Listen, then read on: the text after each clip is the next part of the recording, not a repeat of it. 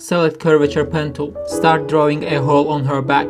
Select that shape and create a gradient with it, something like that. Find an image of a zipper. Yep, this is good. Select now this metal thingy, I have no idea how it's called. And boom chicka boom. Make it smaller and place on her back. Select rectangle tool and create a small rectangle. Select a circle and add it to our rectangle. Change its shape a bit to make it look like a zipper. Change its color to something dark. Duplicate your shape and make it a little bit smaller. Give it some border color and make it black and white. Select the main shape, go to layer styles and let's add to it some pattern overlay. And now we just need to create an infinite amount of zippers. Voila, place them on the back and make them smaller.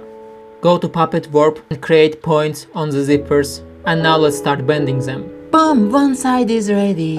Create its duplicate and finish the second side. Place a hand inside. Wait, what? I can't believe that I was stupid enough to think that it's a good idea. So yeah, don't do it. Select your image and go to add noise. Add some noise to make it look more realistic. Create a rectangle with rectangle tool. Obvious, I mean what else you gonna do with rectangle tool? Draw a circle?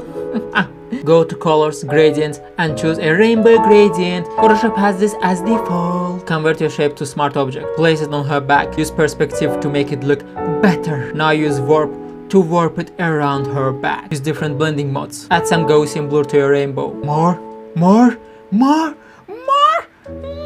Yeah, that's fine. Change the blending mode to lighten. Use mask to delete some parts of the rainbow. And here's our artwork. Magnificent. Go to learnfromfred.com and start learning for free to become a creative monster.